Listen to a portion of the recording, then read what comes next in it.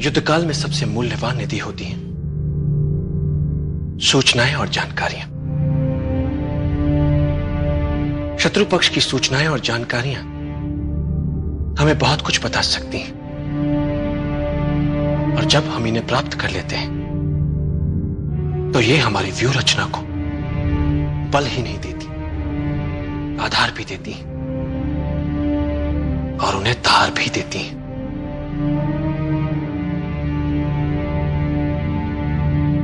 सामरिक महत्व की असरदार सूचनाओं के बल पर बड़े से बड़े युद्धों के परिणाम बदल जाते हैं। युद्ध में शत्रु को असावधान और निश्चिंत करने से बड़ा कोई शस्त्र नहीं होता। इसलिए युद्ध जीतने के लिए युद्ध काल में ही शत्रु को विश्वास दिला दो कि वास्तव में युद्ध वही जीत रहा है। वो निश्चिंत हो जाता है, उसके लड़ने की भूख शांत हो जाती है। ऐसे समय में उस पर आक्रमण कर उसे सदा के लिए धराशायी किया जा सकता है।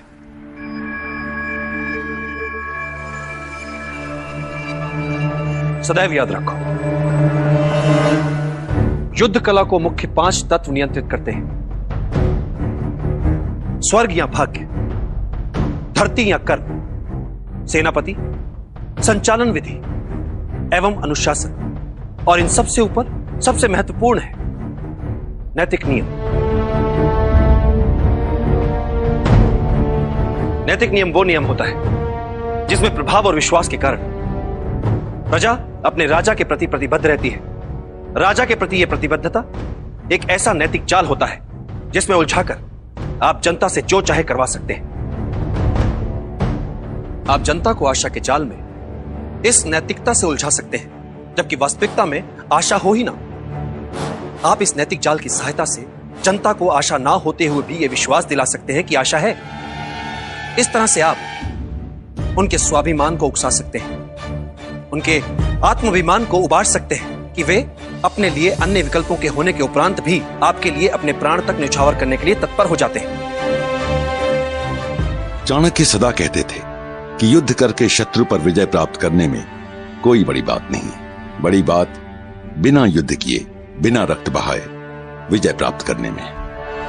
बिना आक्रमण के शत्रु को समूचा जीतने के लिए शत्रु के मन से आशा ही मिटा दो कि वो अपने विरोधी से जीत भी सकता है, जिससे उसके लड़ने और जीतने की क्षमता कम हो जाती है। अब आता है योजना का दूसरा चरण। तो दूसरे चरण में जितने भी संसाधन हमारे पक्ष में है उनका प्रयोग, ताकि हारने की संभावना ही ना हो। और योजना का तीसरा चरण, शत्रु की निर्बलता का अपने लाभ के लिए प्रयोग, जिससे जीतने के लिए कम शक्ति लगानी पड़े।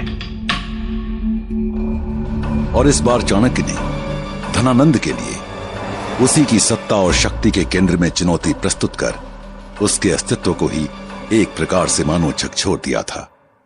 स्वाभिमान जब तुम्हें अंधा बना दे तो वो तुम्हारा सबसे बड़ा शत्रु बन जाता है। वो तुम्हें हिंसक बनाता है, तुम्हारे अंदर क्रोध उपजाता है। सबसे पहले हमें इस बात का ज्ञान होना आवश्यक है, और जब हम इस बात को जान लेते हैं तो हमें इसका उपयोगी अंग भी समझ लेना चाहिए, और वो ये है कि इस अभिमान का उपयोग अपने शत्रु के विरुद्ध करें।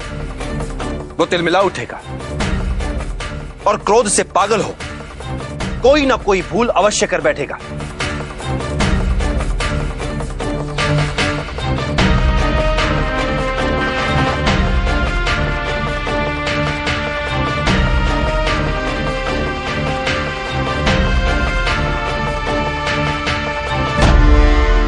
युद्ध कौशल युद्ध नीति का प्रतिबिंब है। युद्ध नीति युद्ध के लिए यथोचित